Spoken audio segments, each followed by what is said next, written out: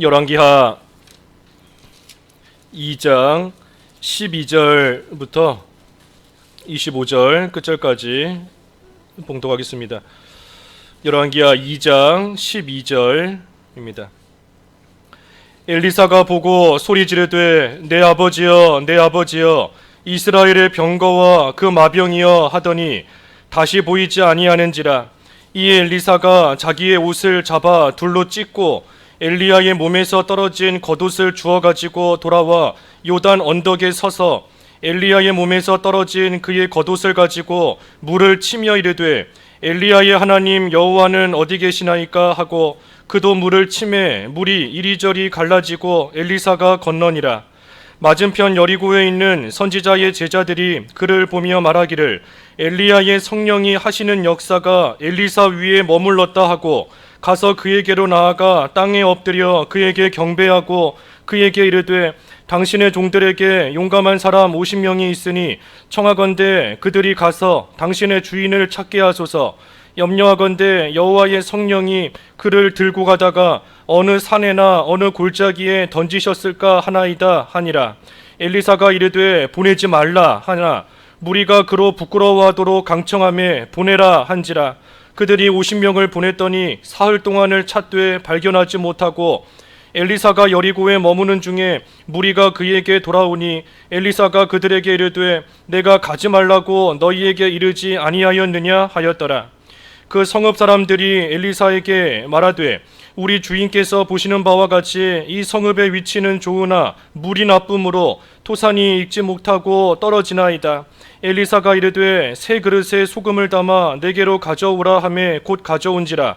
엘리사가 물 근원으로 나아가서 소금을 그 가운데 던지며 이르되 여호와의 말씀이 내가 이 물을 고쳤으니 이로부터 다시는 죽음이나 열매 맺지 못함이 없을지니다 하셨느니라 하니 그 물이 엘리사가 한 말과 같이 고쳐져서 오늘에 이르렀더라. 엘리사가 거기서 베델로 올라가더니 그가 길에서 올라갈 때에 작은 아이들이 성읍에서 나와 그를 조롱하여 이르되 대머리여 올라가라 대머리여 올라가라 하는지라. 엘리사가 뒤로 돌이켜 그들을 보고 여호와의 이름으로 저주하며 곧 수풀에서 암콤 둘이 나와서 아이들 중에 42명을 찢었더라. 엘리사가 거기서 갈멜산으로 가고 거기서 사마리아로 돌아왔더라. 제목은 이 갑절의 영감을 받은 엘리사가 행한 일. 갑절의 영감을 받은 엘리사가 행한 일. 오늘 제목입니다. 우리가 지난 시간 통해서 이 엘리사가 갑절의 영감을 받아야 되고 그리고 그 영감을 받는 그러한 방법, 이 비결에 대해서 우리가 쭉 살펴보았습니다. 그리고 오늘 12절에 이어지는 말씀이 이제 엘리사가 자기의 옷을 잡아 둘로 찢고 그리고 엘리야의 몸에서 떨어진 겉옷을 주워가지고 돌아와 요단 언덕에 섰다 그랬습니다. 이 엘리야의 겉옷을 취하기 전에 자기 옷을 먼저 찢어야 됩니다. 자기 옷을 찢어서 그것을 버려야 돼요. 그래야 엘리야에게서부터 떨어진 그 겉옷을 온전히 나의 것으로 또 취하며 나아갈 수 있는 겁니다. 이 겉옷을 또 엘리사가 자기의 옷을 잡아서 둘로 찢었다 그랬어요. 둘로 찢었다. 그래서 갑절의 영감 엘리야로부터 이어져 내려오는 그러한 하나님이 주시는 능력과 그 영감을 받기 위해서는 자기의 옷을 찢는 것처럼 우리의 옛사람 다 찢어야 됩니다.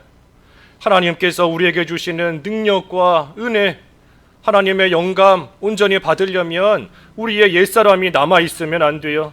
그 모든 옛사람, 우리의 욕심, 부패성, 그 모든 것을 다 찢어서 버려야, 그래야 하나님의 것이, 또 하나님께서 주시는 것이 온전히 나의 것이 될 수 있습니다.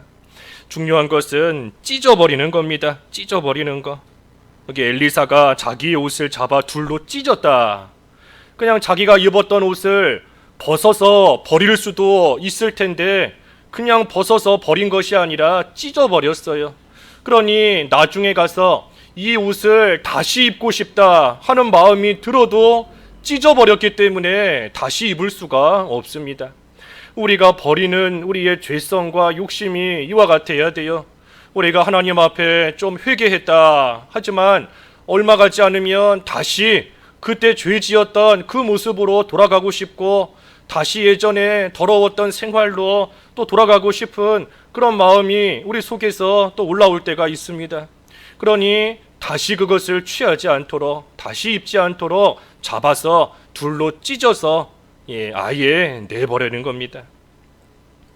그래서 엘리사도 자기의 옷을 잡아 둘로 찢고, 그리고 이제는 엘리야의 몸에서 떨어진 겉옷을 주워 가지고 왔습니다. 여기는 그저 13절에 엘리야의 몸에서 떨어진 겉옷을 주워 가지고 돌아왔다, 이 한 절 간단하게 되어 있지만 사실 이 엘리사가 엘리야의 몸에서부터 떨어지는 그 겉옷을 취하기 위해서 행하는 일들은 쉬운 일이 아닙니다. 우리가 지난주에도 살펴보았지만 이 엘리야, 하나님께서 회오리바람으로 데려가시는 그 일을 끝까지 바라봐야 된다. 그런데 그 바라보는 일이 어려운 일이다 그랬습니다. 바람이 막 부는데 흙먼지가 날리고 여러 가지 나뭇가지, 나뭇잎이 왔다 갔다 하고 몸이 휘청거리고 하는 그러한 가운데 그 자리에 꼿꼿이 서서 계속해서 고개를 들고 눈을 뜨고 쳐다보는 거, 이거 쉬운 일이 아닙니다. 그러니 지금 이 엘리야의 겉옷을 취하는 것도 마찬가지예요. 엘리사가 이렇게 가만히 서 있으면 엘리사의 손바닥 위로 이 겉옷이 알아서 떨어지는 것이 아닙니다. 회오리 바람으로 엘리야를 불러가시는 가운데 그의 몸에서 떨어진 그의 옷도 그 바람에 휘날리며 이리 갔다가 저리 갔다가 또 눈에서 멀어질 만큼 저만큼 날아갔다가 또 동쪽으로 서쪽으로 남쪽으로 이리저리 그 옷이 막 날아다니면서 그러면서 바닥으로 떨어지는 겁니다. 그러니 엘리사가 그 겉옷을 자기 걸로 취하기 위해서는 끝까지 그것을 바라보고 있어야 돼요. 이 옷이 지금 어디로 날아가는가, 이 옷이 어디로 떨어질 것인가 하는 것을 마지막까지 지켜보지 않으면 그 옷 가서 취할 수 없습니다. 그러니 그 옷 떨어질 때까지 쳐다보는 것은 그 자리에서 가만히 잠잠히 있어야 돼요. 잠잠히 이리저리 자기도 왔다 갔다 하다 보면 그 옷 다른 데로 날아가 버릴 수 있고, 또 눈으로 보고는 있지만 마음속에 다른 것이 들어와 있으면 눈으로는 보고 있어도 마음은 딴 데가 있으니, 그러니 또 그 옷을 취할 수 없습니다. 그러니 바라보는 것이 쉽지가 않지만 그래도 하나님이 나에게 주신 자리에서 잠잠히 단순한 마음으로 계속해서 그것을 바라봐야 돼요. 그러다가 겉옷이 땅에 딱 떨어지면 그때는 더 이상 가만히 있으면 안 됩니다. 옷이 떨어졌는데 그때도 잠잠히 서 있는다라고 하면 그 옷이 또 어디로 날아가 버릴런지, 아니면 다른 사람이 와서 그 옷을 취해서 가져갈런지 주워갈런지 알 수가 없어요. 그러니 땅에 떨어졌으면 그때는 빨리 가야 됩니다. 빨리 가서 다른 사람이 채워가기 전에, 또 다른 곳으로 날아가기 전에 얼른 가서 그것을 취해서 내 걸로 삼아야 됩니다. 그러니 바라볼 때에는 잠잠히 바라봐야 되고, 주워러 갈 때에는 빨리 가서 그 옷을 주워야 돼요. 게으름 피우면 안 됩니다. 놓치면 어떡할까 하는 간절한 마음으로 어떡하든 내가 내 걸로 삼아야 된다 하는 그러한 간절한 마음으로 속히 가서 그 옷을 취해야 됩니다. 우리가 지난 시간에도 본 것처럼 갑절의 영감을 구하는 거, 어떡하든 엘리사가 자기의 스승인 엘리야가 하던 그 일을 내가 맡아서 하겠다, 다른 사람이 아니라 내가 그 일을 뒤이어서 내가 하겠다 하는 그러한 사모하는 마음으로 갑절의 영감을 또한 구하고 나아간 것처럼 이 엘리야의 옷을 취하는 것도 마찬가지예요. 저 옷을 어떡하든 내가 가져가야 된다, 다른 사람에게 뺏기면 안 되고 저거는 내 거다, 힘들어도 내가 가져가겠다 하는 그러한 간절한 마음을 가지고 힘있게 달려가서 그 옷을 취하는 겁니다. 여호수아에 보면 그 갈렙이 나오지 않습니까? 이 산지를 내게 주소서. 여호수아 그 14장에 이 산지를 내게 주소서. 내가 지금 나이가 많지만 내가 지금이나 예전이나 똑같다. 나는 하나님께서 함께 하시고 하나님이 나에게 힘 주시면 내가 비록 육신적으로는 나이가 많지만 하나님이 약속하신 그 땅 내 거가 될 줄을 나는 믿고 나아가니 그 산지를 나에게 달라 하며 이 갈렙이 자기 것으로 취하기 위해 애를 쓰고 나아가지 않습니까? 이 비슷한 겁니다. 어떻게 하든지 하나님이 주시는 거 내가 가져야 되겠다. 그 욕심이 아니에요. 욕심이 아니고 교만한 모습이 아닙니다. 그것이 아니라 하나님이 주시는 것을 귀하게 여기고 하나님의 그것이 그 어떤 것보다 귀하구나, 가치가 있구나, 소중한 것이구나 하는 것을 알기 때문에 그것을 내가 취하기 위해서, 내가 얻기 위해서 힘쓰며 애쓰며 나아가는 겁니다. 그래서 엘리사가 엘리야의 겉옷을 취해가지고 그리고 이제는 그 요단 언덕에 섰습니다. 그리고 그 옷을 가지고 이 요단 강물을 내리치니 그러니 요단 강물이 이 양쪽으로 갈라졌고 엘리사는 그 강을 갈라졌으니 이제 마른 땅으로 건너가게 되었습니다. 이 요단강이 갈라진 거 이것은 그 바로 앞에 그 8절에 엘리야가 했던 일을 지금 엘리사가 똑같이 하는 거예요. 그 8절 읽어주십시오. 8절. 엘리야가 겉옷을 가지고 말아 물을 치매 물이 이리저리 갈라지고 두 사람이 마른 땅 위로 건너더라. 엘리야가 자기의 겉옷을 가지고 말아 물을 치니 강이 갈라지고 마른 땅으로 건너더라. 그것을 지금 엘리사도 똑같이 한 겁니다. 엘리야의 몸에서 떨어진 겉옷을 가지고 14절에 보면 14절에 그 겉옷을 가지고 물을 치니 그러니 물이 이리저리 갈라지고 엘리사도 마른 땅으로 건넜어요. 그러니 이것이 뭘 가리키는 거겠습니까? 엘리야의 그 영감이 엘리사에게도 임했다. 엘리야의 그 능력이 엘리사에게도 똑같이 지금 임했다 하는 것을 보여주는 그러한 하나의 모습입니다. 엘리사가 영감을 이어받았기 때문에 자기의 스승이 했던 일을 똑같이 하게 되었고 또 엘리야와 같은 그러한 능력이 엘리사에게도 지금 나타나게 되었습니다.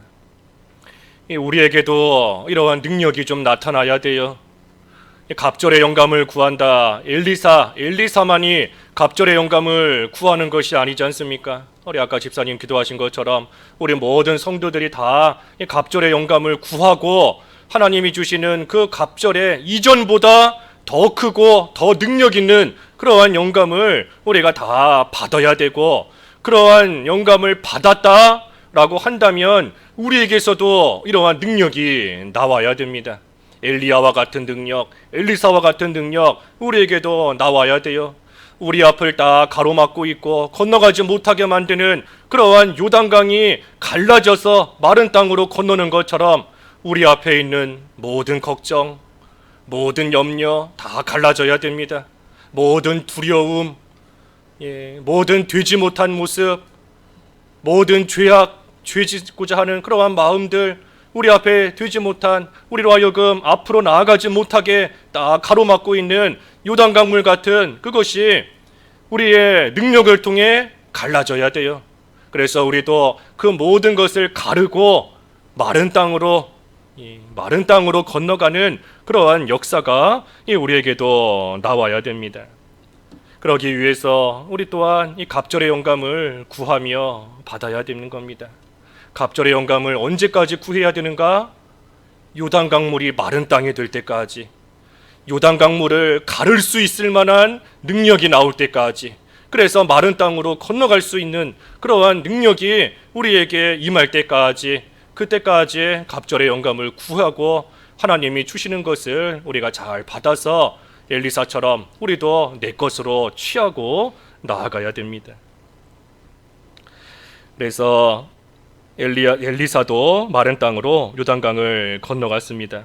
그러니 15절에 맞은편 여리고에서 선지자의 제자들이 그 모습을 보고 엘리야의 성령이 하시는 역사가 엘리사에게도 머무른다 하면서 엘리사에게 가서 엎드려 그 땅 앞에 엎드려 경배했다. 그러면서 16절에 이 엘리야를 찾게 해달라고 엘리사에게 간청을 합니다. 용감한 사람 50명이 있으니 그들을 보내서 엘리야를 찾을 수 있게 해달라. 하나님의 성령이 엘리야를 혹시 바람으로 들고 가시다가 어느 산이나 골짜기에 떨어뜨리셨을까 걱정된다 하면서 가서 우리가 엘리야를 좀 찾아볼 수 있게 해달라 하고 엘리사에게 부탁합니다. 하지만 엘리사는 그렇게 하지 마라, 보내지 마라 하고 반대했어요. 지금 이 선지자의 제자들은 하나님께서 엘리야를 하늘로 데려가셨다 하는 것을 모르기 때문에 엘리야가 어딘가에 있을 줄로 알고 지금 찾으러 가는 것이지만, 하지만 엘리사는 하나님께서 엘리야를 분명히 하늘로 데려가셨다 하는 것을 알기 때문에 찾으러 가봤자 소용없다 하며 반대하는 겁니다. 그런데도 17절 읽어주십시오. 17절 17절 무리가 그로 부끄러워하도록 강청하매 보내라 한지라. 그들이 50명을 보냈더니 사흘 동안을 찾되 발견하지 못하고. 그래서 엘리사가 가지 말라 했지만 이 무리가 부끄러울 정도로 계속해서 강청하니 엘리사가 마침내는 가라 하고 그들을 보냈습니다. 계속해서 강청하니 결국은 보낸 거예요. 막아봤자 어차피 가고자 하는 마음을 가지고 있는데 그들로 하여금 못 가게 한다 한들 뭐 무슨 소용이 있고 무슨 유익이 있겠는가. 그러니 가게 하라 하고 허락해 준 겁니다. 마치 그 발람이 모압에 가겠다. 하나님의 뜻은 가지 않는 것인데 그것을 계속해서 가겠다 하니 하나님께서 결국에는 그러면 가라 하시고 허용해 주시는 것과 마찬가지인 겁니다. 계속해서 간다고 하니 억지로 막아봤자 소용이 없어요. 그리고 이 사람들은 지금 하나님이 엘리야를 데려가신 것을 모르기 때문에 직접 가서 자기들 눈으로 그것을 봐야, 그래야 하나님께서 엘리야를 하늘로 데려가셨구나 하는 것을 또한 알 수 있으니, 그러니 또 엘리사가 그들로 하여금 가게 하라 하고 허락해 준 겁니다. 가서 자기들 눈으로 봐야, 직접 봐야 하나님이 하신 일을 또 알 수 있고 믿을 수 있기 때문에 또 엘리사가 보낸 겁니다. 그러니 이 사람들이 가서 사흘 동안을 아무리 찾아도 결국은 발견하지를 못했고, 그러니 엘리사가 그들에게 내가 가지 말라고 너희에게 이르지 아니하였느냐 하면서 그들을 또한 책망을 하였습니다. 그리고 나서 19절에서부터 끝절까지 보면 이 엘리사가 행한 일 두 가지가 기록되어 있습니다. 하나는 여리고의 그 먹지 못하는 물, 마시지 못하는 물을 이 마실 수 있는 물로 고치는 그러한 일 한 가지, 그리고 또 한 가지는 베델에서 그 암콤이 나와서 어린아이, 그 아이들 42명을 찢어서 죽게 만드는 그러한 일, 이 두 가지를 엘리사가 여리고와 베델에서 지금 행하고 있습니다. 이 여리고에서 먼저 이 물을 마실 수 있는 물로 고쳤어요. 어떻게 고쳤는가 하면 그 20절에 보면 새 그릇에 소금을 담아 내게 가져오라.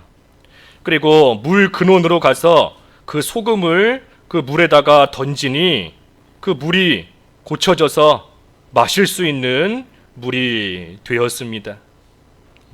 새 대접, 새 그릇에다가 소금을 담고 그것을 물 근원에다가 뿌린 거예요. 했더니 그동안은 마실 수 없는 물이었지만 이제는 마실 수 있는 그러한 단물로 바뀌게 되었습니다. 이 새 그릇, 또 소금, 물 근원 그랬는데 다 우리에게 영적인 교훈을 주시는 겁니다. 새 그릇은 그 영의 역사를 가리킵니다. 영의 역사. 로마서 7장 6절에 보면 영의 새로운 것이다 그랬어요. 영의 새로운 것이다. 그러니 새 그릇이라는 것은 이 영의 역사, 성령께서 역사하시는 그러한 것을 상징하는 겁니다. 반면에 소금이라는 것은 우리 성경에 보면 이 소금 언약이 있는데 변치 않는 하나님의 언약, 약속의 말씀, 그래서 하나님의 언약, 말씀을 가리키는 겁니다. 그러니 새 그릇에다가 소금을 담았다. 소금, 언약인데 하나님의 언약, 말씀을 새 그릇과 같은 영의 역사로서 받는 겁니다. 우리가 하나님의 말씀을 받을 때 그저 육신의 귀로만 듣는 것이 아니라 우리 안에 내주하시는 성령의 역사 가운데 그 하나님의 말씀을 나의 것으로 담는 거예요. 받는 겁니다. 그것이 마치 새 그릇에다가 소금을 담는 것과 같은 겁니다. 그리고 그 소금을 물의 근원에다가 뿌렸다 그랬으니 하나님께서 우리에게 주신 하나님의 말씀을 우리가 성령의 역사 가운데 나의 것으로 잘 삼고, 그리고 그것을 물의 근원이라는 것은 그 생명이 시작되는 곳인데 생명을 가리키는 겁니다. 생명, 근원, 거기서부터 물이 시작되는 거지 않습니까? 그 물이 나오는 생명과 같은 곳이에요. 그곳에다가 소금을 뿌렸다. 그러니 하나님의 언약의 말씀을 생명으로 삼고 나아가는 것, 하나님의 말씀을 영으로서 잘 받아서 그 말씀을 나의 생명으로, 다시 말해 가장 귀한 것으로, 생명보다 귀한 것으로 삼고 나아갈 때, 그때에 쓴 물이 변하여서 단물이 되는 것이고, 죽어가는 황무지가 변하여서, 광야가 변하여서 모든 것을 소생케 만드는 그러한 땅으로 또한 변화가 일어나는 겁니다.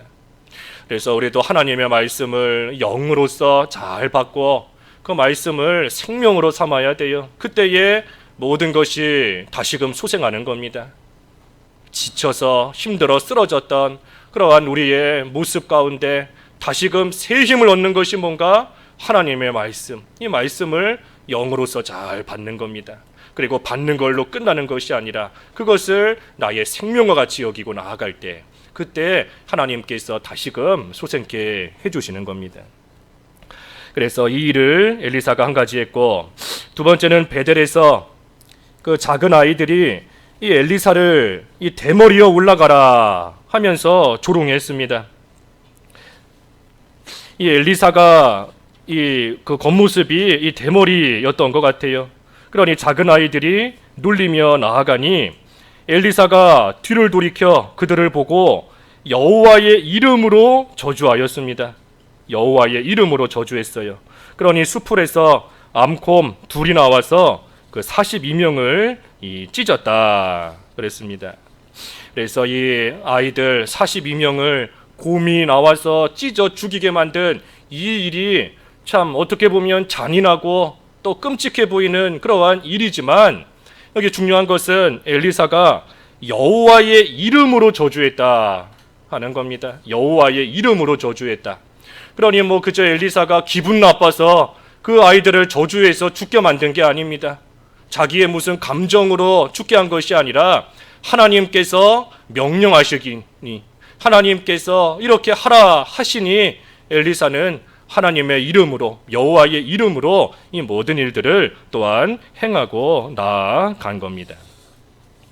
그래서 엘리사가 갑절의 영감을 받고 이처럼 행한 그러한 일들이 오늘 본문에 쭉 기록이 되어 있습니다.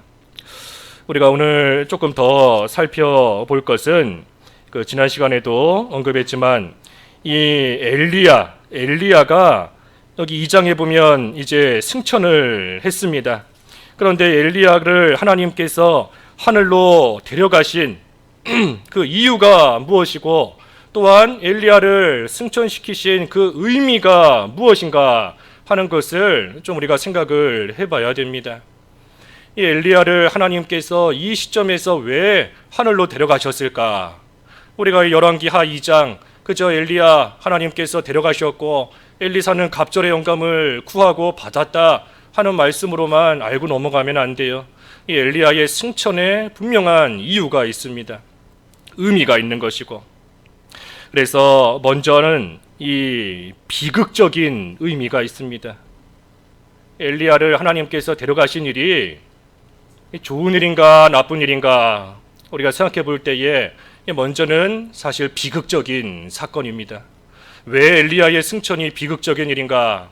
그것은 하나님께서 이스라엘을 버리신다 하는 공식적으로 선포하시는 그러한 모습이기 때문입니다. 하나님께서 죄짓고 나아가는 이스라엘을 하나님께서 이제는 내버리신다 하는 것을 하나님께서 분명히 선포하시며 보여주시는 사건이 바로 이 엘리야의 승천이에요. 그래서 이스라엘이 그동안은 하나님과 연결되어 있었지만 이제는 하나님과 분리가 되는 겁니다. 하나님께서 이스라엘을 내버리셨기 때문이에요.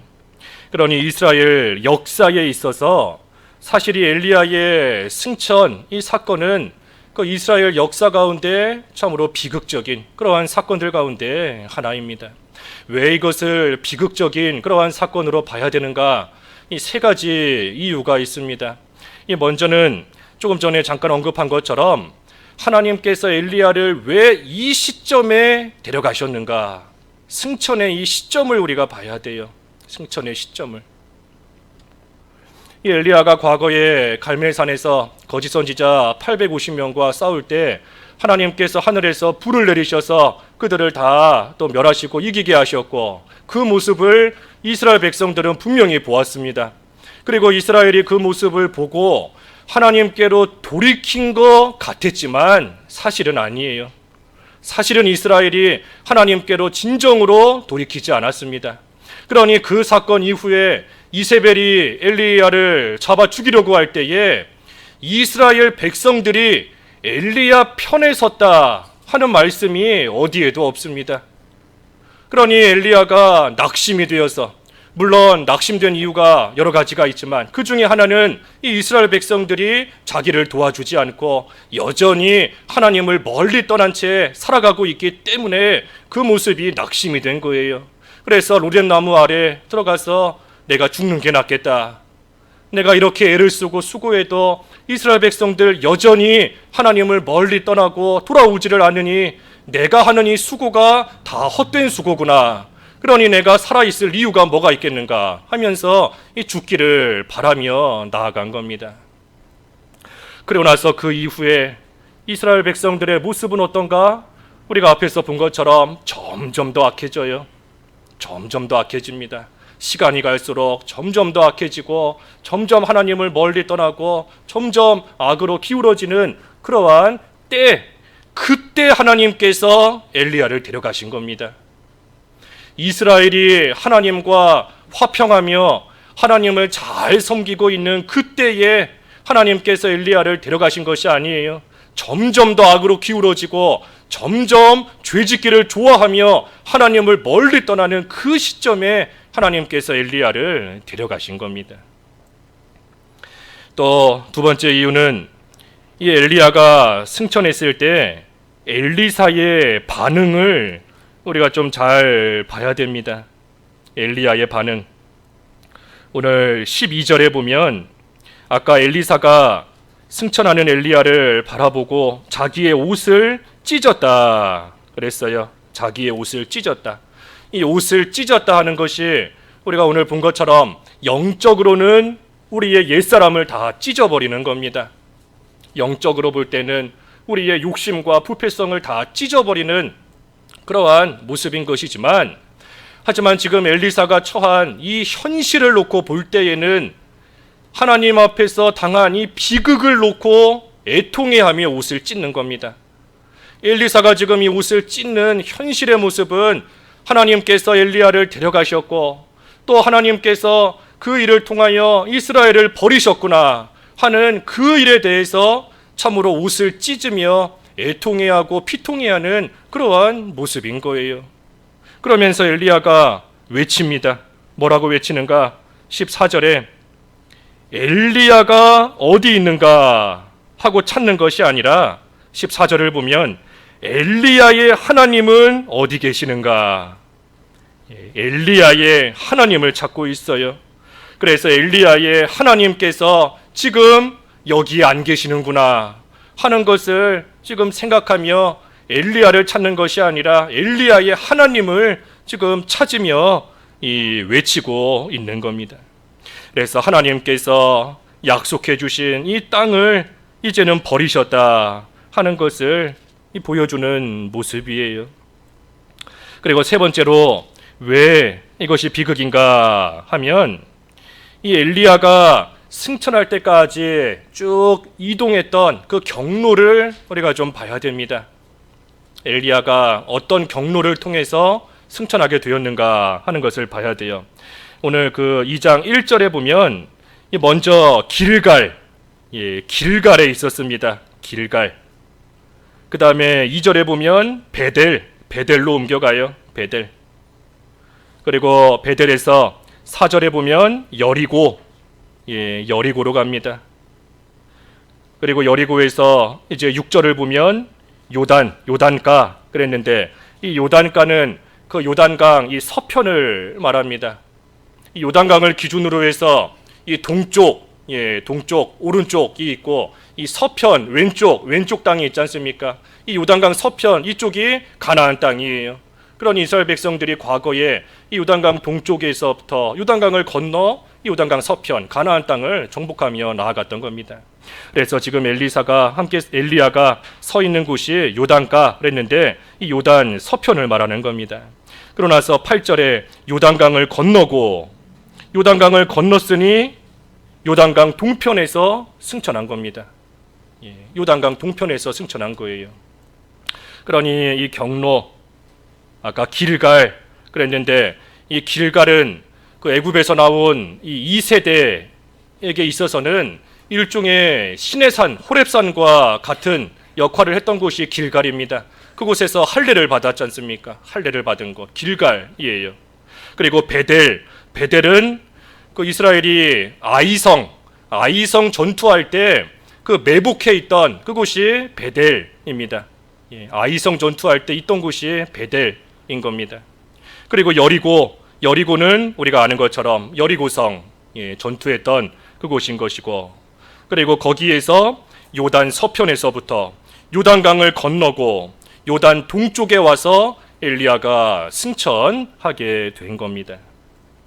그러니 이 엘리야가 쭉 승천하기 전까지의 이 경로가 무엇을 뜻하는가?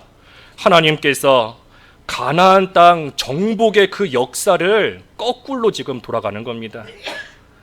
이스라엘 백성들이 가나안 땅을 정복했던 그 역사를 하나님께서 지금 그대로 똑같이 거꾸로 가게 하시는 거예요. 거꾸로.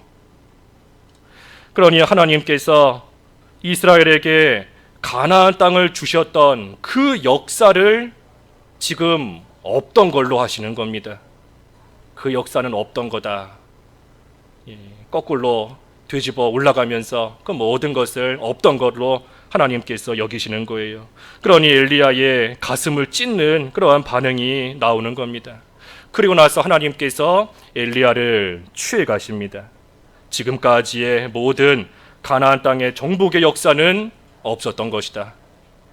그렇기 때문에 이것이 비극이에요. 하지만 이 엘리야의 승천이 비극적인 의미만 가지고 있는 것은 아닙니다. 이러한 비극적인 의미를 다 덮어버릴 정도로 또한 기쁜 의미를 가지고 있어요. 기쁜 의미, 비극의 반대, 희극이라고 해야 되나요? 그런 기쁨의 의미를 또한 가지고 있습니다. 이거 역시 세 가지 이유를 통해서 우리가 살펴볼 수 있습니다. 먼저는 엘리야의 승천, 말 그대로 죽음을 보지 않은 일입니다. 죽음을 보지 않고 하나님께서 하늘로 데려가신 그러한 사건이잖아요. 성경에 보면 에녹과 엘리야와 에녹 두 사람 죽음을 보지 않고 하늘에 가게끔 하나님께서 데려가신 사람들입니다.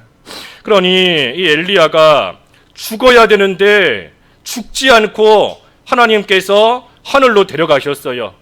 그러니 이 이스라엘 민족들 가운데 이 참 흥미로운 그러한 일이 이제 생기게 됩니다. 그것이 뭔가 하면 이스라엘 민족들 사이에서 하늘로 올라간 엘리야가 다시 재림할 것이다 하는 그러한 어떤 사상이 퍼져나가게 된 겁니다.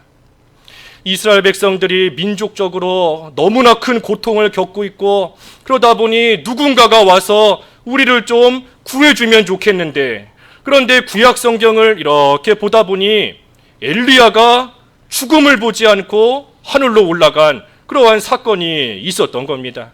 그러니 죽지 않고 하늘로 갔으니 이 엘리야가 다시 이 땅에 올 것이다 하는 그러한 사상이 이 이스라엘 민족들 가운데 퍼져나가게 되었어요. 그리고 실제로 예수님께서도 이 세상에 오셔서 이것을 직접 언급하십니다. 그 마태복음 17장 10절부터 읽어주십시오. 마태복음 17장 10절에서부터 13절까지 읽어주시지요. 10절. 제자들이 물어 이르되 그러면 어찌하여 서기관들이 엘리야가 먼저 와야 하리라 하나이까? 예수께서 대답하여 이르시되 엘리야가 과연 먼저 와서 모든 일을 회복하리라. 내가 너희에게 말하노니 엘리야가 이미 왔으되 사람들이 알지 못하고 임의로 대우하였도다. 인자도 이와 같이 그들에게 고난을 받으리라 하시니, 그제서야 제자들이 예수께서 말씀하신 것이 세례 요한인 줄을 깨달으니라. 예수님께서 이미 엘리야가 왔다라고 하시면서 그것을 세례 요한의 사역과 연결을 시키십니다. 이 어떤 의미에서 세례 요한과 그 엘리야가 이 같은 그러한 면을 가지고 있는가? 그들이 행한 이 사역의 측면이 똑같습니다. 엘리야는 마치 그 돌아선 신부의 마음을 신랑에게 돌이키고자 참으로 발버둥 치는 것 같은 그러한 사역을 하는 사람인 것이고, 세례 요한은 집 나간 아이가 참으로 부모에게 그 마음을 돌이키도록 하기 위해서 또 애쓰며 수고한 그러한 사역을 한 것인데, 이 두 가지의 사역이 같은 그러한 면으로서의 의미를 가지고 있는 거예요. 그러니 이 엘리야 죽음을 보지 않고 하늘로 올라가게 하신 것, 그것이 한편으로는 이 좋은 의미인 겁니다. 또 어떤 면에서 좋은 의미인가? 하나님께서 회복에 대한 약속을 주세요. 회복에 대한 약속을 주시는 겁니다. 엘리야의 승천을 통하여, 또 승천의 그 시간을 통해 회복을 약속해 주시는 겁니다. 우리 그 신명기 30장에 쭉 보면 하나님께서 이스라엘 백성들에게 이 두 가지의 길을 제시하십니다. 하나는 복 받는 길, 그리고 하나는 저주를 받는 길. 그러니 너희들이 복 받는 길로 걸어가면 복을 받을 것이고, 저주 받는 길로 걸어가면 저주 받을 것이다. 그 두 가지의 길을 하나님께서 이스라엘에게 주시는데, 사실 그 신명기 30장을 쭉 보면 두 가지만 하나님이 주신 것이 아니라 또 한 가지가 있습니다. 그게 뭔가? 바로 회개의 길이에요. 회개의 길. 그래서 너희들이 어느 자리에 있든지 그곳에서 돌이키고 마음을 하나님께로 돌이키고 회개하기만 하면 하나님께서 회복시켜 주시겠다 하는 그러한 회복의 약속을 또 하나님께서 주신 겁니다. 그러니 실제로 하나님께서 이제 후에 예레미야 선지자나 그 여러 선지자들을 통해서 하나님의 백성들에게 말씀하게 하시는 그 내용이 뭔가? 회개하라. 너희들이 회개하기만 하면 하나님께서 너희들을 쫓아내시지 않았더라면 주셨을 그 복, 너희들이 쫓겨나지 않았더라면 하나님께서 너희들에게 주셨을 그 복을 너희들에게 분명히 주실 것이다 하는 것을 계속해서 선포하게 하시는 겁니다. 마치 집 나간 탕자, 집을 나갔지만 돌아오기만 하면 아들의 지위를 회복시켜 주시고 아들로서의 그 모든 것을 다시금 다 얻을 수 있도록 원상회복 시켜주시는 그것과 같은 겁니다. 그러니 지금 엘리야를 하나님께서 하늘로 데려가십니다. 하지만 그때에 이 엘리야에게는 하나님께서 이스라엘을 버리시는구나 하는 그러한 안타까운, 참으로 가슴을 찢는 그러한 비통한 심정이 있지만, 하지만 한편으로는 그래도 하나님께서 자비의 하나님이신데, 그래도 하나님께서 긍휼이 풍성하신 하나님이신데 하나님께서 그래도 이스라엘을 다시 회복시키시지 않으실까 하는 그러한 바람과 희망을 가지고 있는 겁니다. 그렇기 때문에 엘리야가 하늘로 올라가면서 엘리사에게 분명히 말해요. 내가 하나님께서 나를 데려가시는 것을 너가 보면 하나님께서 너에게 갑절의 영감을 주실 것이다. 다시 말하면 하나님께서 너에게 나를 데려가시는 것을 보게 하신다면 하나님께서 비록 나는 데려가시지만 남아있는 너를 통해 이스라엘을 다시 회복시키시는 그 일을 계속 해나가실 것이다 하는 그러한 바람을 가지고 있는 겁니다. 그래서 회복에 대한 그러한 약속과 소망을 가지고 있는 거예요. 그리고 마지막으로 엘리사에게 성령이 임했습니다. 엘리사에게 성령이 임했어요. 엘리야의 승천 이후에 지금 엘리사는 요단강 동편에 있다 했습니다. 엘리야가 그곳에서 승천했기 때문에 이 요단강 동편에 있습니다. 하나님께서 약속의 땅, 다시 말해 요단강 서편, 그 가나안 땅은 하나님께서 버리셨다 그랬어요. 버리신 겁니다. 하지만 엘리사가 지금 그 시점에서 도망가지 않고 그 자리에 서서 참으로 자기의 옷을 찢으며 울부짖으며 엘리야의 하나님 어디 계십니까? 하면서 찾고 나아갈 때 하나님의 영이, 성령이 엘리사에게 임했습니다. 임한 거예요.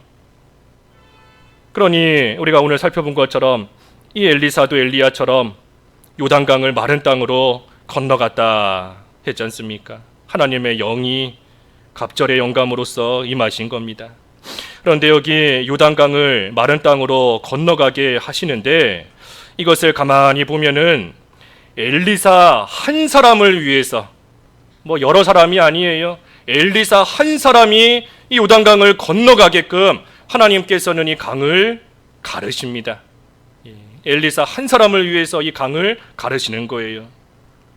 그런데 이 요단강을 하나님께서 가르신 그 위치가 중요합니다. 이 어디를 가르셨는가 하면 이 정확하게 이스라엘이 과거에 가나안 땅을 정복하기 위해서 건너갔던 그 요단강 그 위치를 하나님께서 지금 똑같이 가르신 겁니다. 뭘 보면 알 수 있는가? 엘리사가 마른 땅으로 건너갔습니다. 건너가서 도착한 곳이 어디지요? 여리고예요. 여리고. 과거에 이스라엘 백성들이 그 요단강을 건너가서 처음 만났던 성읍 그 여리고, 거기에 지금 똑같이 가게 하신 겁니다. 그러니 이것이 다 의미가 있어요. 엘리사 한 사람을 위해서 이 요단강을 건너가게 하시는 그러한 일을 하나님께서 이루신 것인데 이것이 무슨 의미인가? 또 하필 다시 건너가게 하신 그 위치가 예전에도 처음에 건너왔을 때에 그 위치에 여리고로 딱 오게 하신 그것이 무슨 의미인가? 재정복의 시작인 겁니다. 가나안 땅을 다시 정복하는 일이 이제 엘리사로부터 시작이 된다 하는 그러한 의미예요. 그러니 이제 다시 시작하는 겁니다. 다시 시작하는 겁니다. 그래서 이스라엘의 재정복이 이제 시작이 됩니다. 그래서 재정복하는 거기 때문에 이 사건들도 다 의미가 있게 기록이 된 거예요. 여기 지금 엘리사가 건너가서 두 지역, 여리고 그리고 그 아이성 전투가 있었던 그 베델, 그 두 지역으로 이 엘리사가 갑니다. 그곳에 가서 두 가지 일을 행하는데 이 두 가지 일의 의미가 뭔가? 회복과 심판입니다. 회복과 심판이에요. 심판과 회복, 회복과 심판, 이 두 가지 일입니다. 이거는 엘리사뿐만이 아니라 이제 엘리사 뒤에 나오는 그러한 모든 선지자들이 행하는 일도 다 이 두 가지입니다. 회복과 심판. 그래서 그것을 보여주시기 위해 이 두 가지 사건을 지금 이루시는 겁니다. 하나는 회복, 그 마실 수 없는 물을 다시 마실 수 있는 그러한 물로 바꿔주심으로 인하여서 하나님께서 회복을 시켜주시는 그것을 보여주시는 것이고, 또 한 가지는 심판. 베델에서 작은 아이들 42명을 이 암콤을 통하여 죽게 하시는 일, 그것이 심판이에요. 심판을 보여주시는 겁니다. 여기 지금 이 아이들이 엘리사를 보면서 대머리여 올라가라, 대머리여 올라가라 했는데, 이것은 지금 이 대머리라고 모욕하는 거, 그것이 중요한 것이 아니라 여기서 중요한 것은 올라가라 하는 겁니다. 올라가라. 이 지금 사람들이 엘리사에게 올라가라 하면서 조롱하는 이유가 뭐겠습니까? 너의 스승 엘리야 하늘로 올라갔다고 하니 너도 따라가라, 너도 따라서 하늘로 올라가라 하면서 지금 조롱하고 있는 겁니다. 그렇기 때문에 하나님이 하시는 그 구원의 그 사역을 조롱하기 때문에 하나님께서 심판하신 거예요.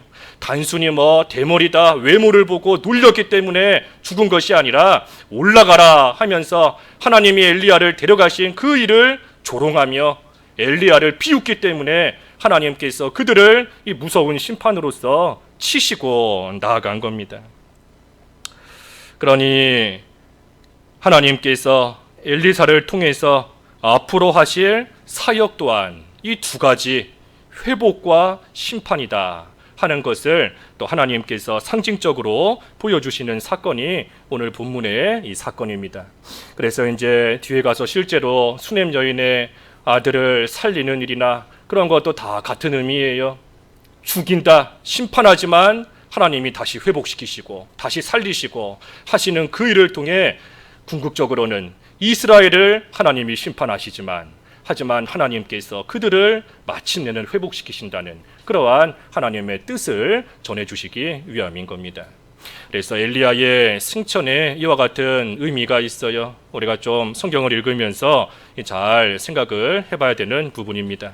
오늘 이 갑절의 영감을 받은 엘리사가 행한 일, 엘리사가 마른 땅으로 건너갔고, 그리고 먹을 수 없는 물을 마실 수 있는 물로 회복시켰고, 그리고 이 하나님의 일을 조롱하는 그러한 자들을 심판한 일이다 그랬습니다.